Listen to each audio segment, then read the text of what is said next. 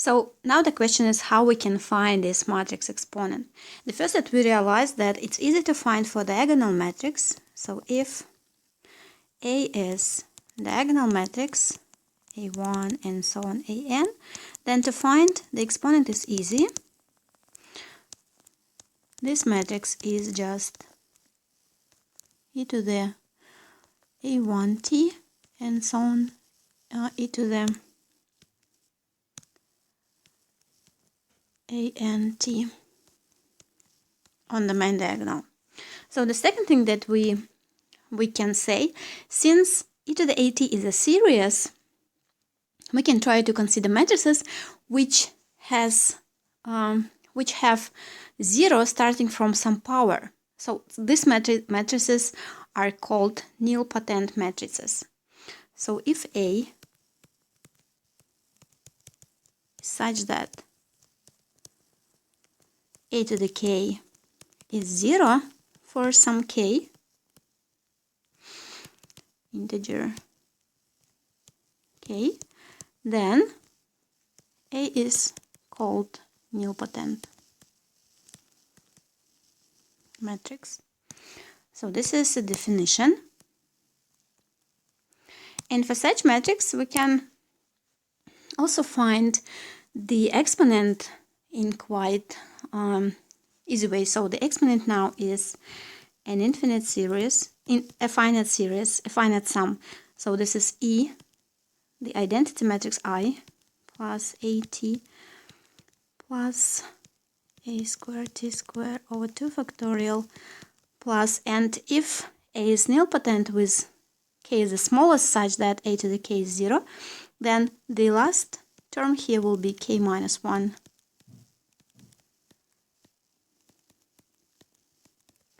And the rest terms will be zeros. So for such matrix, we can also find e to the AT. And what else can we do? There is an important theorem which is called, so the third thing, which is called Cayley-Hamilton theorem. It says the following, or in fact, this is consequence of this theorem. If for the matrix A, its characteristic polynomial has the form r minus r1 to the power n, then the matrix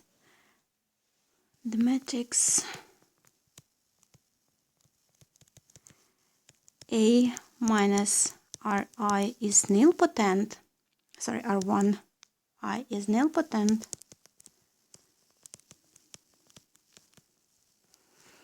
with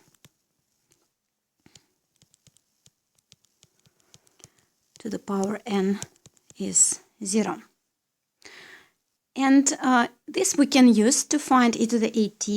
We can rewrite e to the AT as e to the R1 IT times e to the, so we add this and we take the difference minus R1I T. And this is by the property of matrix exponent. This is the same as e to the R1T, so just usual exponent for numbers. And this one is the matrix exponent, so this one is I plus A minus R1 IT plus, and this is a series, but since we have n's power of this matrix is 0, the series ends at the n minus 1. N minus 1 step.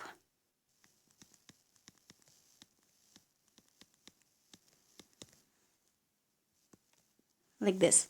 So we again can calculate, maybe not so easy, but still we have an idea how to calculate e to the AT in this particular case. Let's consider an example of this case 3. So let's say that we have the matrix A is given as 2, 1, 1, 1, 2, 1, minus 2, minus 2, minus 1. And if we find a minus ri, the determinant of this, you can check that this is exactly minus r minus 1 cubed. So what can we say now by the Cayley-Hamilton theorem? We can conclude that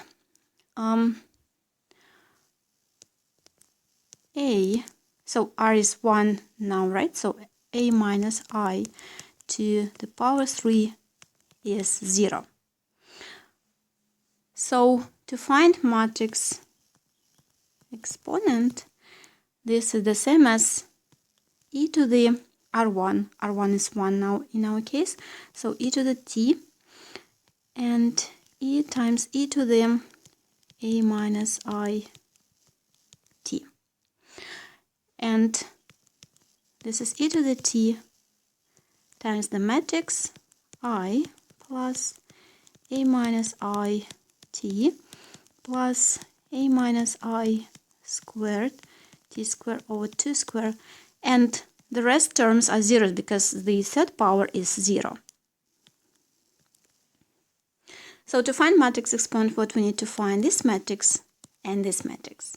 So a minus I is the matrix 1, 1, 1, 1, 1, 1, minus 2, minus 2, minus 2.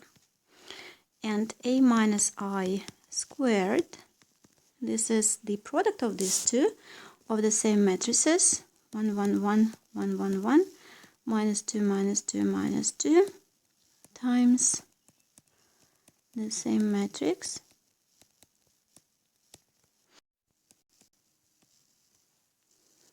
So 3 ones times this column will get 0, and in fact all of them will be 0, so we're lucky here to have this matrix also 0. And so the exponent is e to the t, the identity matrix, plus t times this matrix,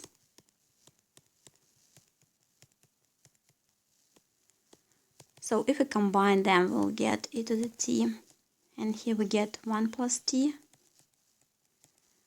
here we get just t, t, and here we get just t, 1 plus t, here we get just t, and this one is minus 2t, and 1 minus 2t. So this is the answer for this problem.